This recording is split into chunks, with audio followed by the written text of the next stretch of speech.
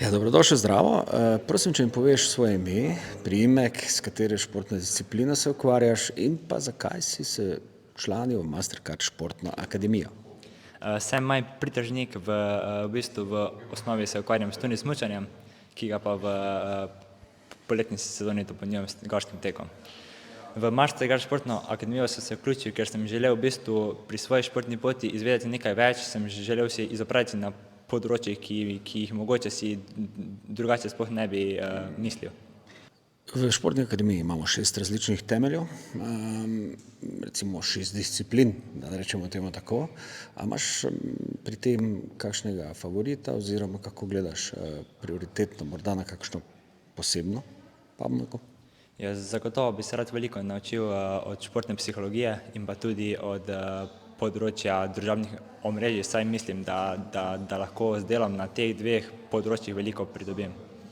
Zdaj tukaj vidimo ogromno je sovrstnikov raznih iz različnih panog. Se ti to zdi kot prednost? Kako gledaš na to druženje?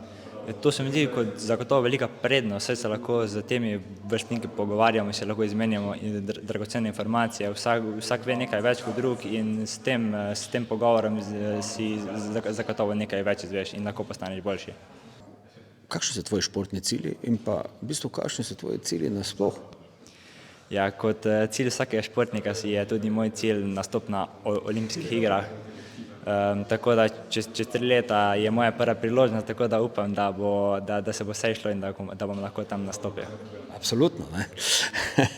Glej, ko si ravno povedal, tak zanimiv cilj imaš, ne, ampak včasih do sedaj na tvoji športni poti verjetno tudi bilo kaj takšnega, kar te še posebej motiviralo. Ali je to bil kak kvot, kakšna, ne vem, kakšen drive poseben. A je bilo kaj takšnega, kar je res zanimivo omeniti?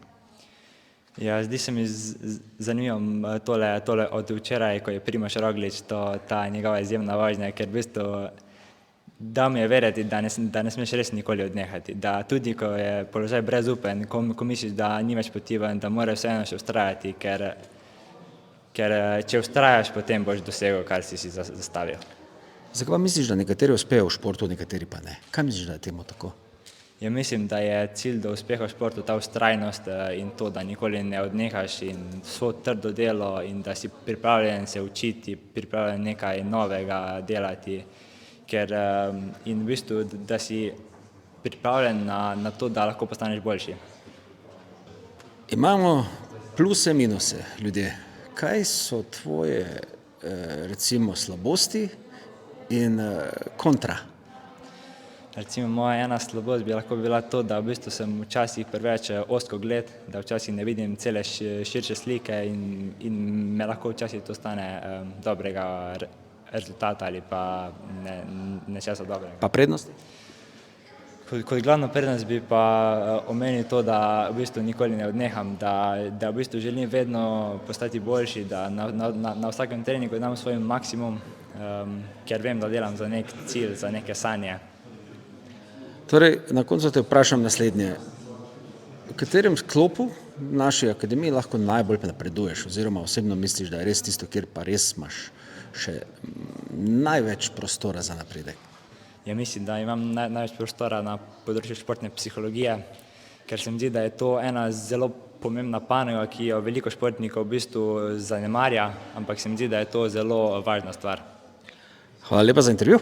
Hvala.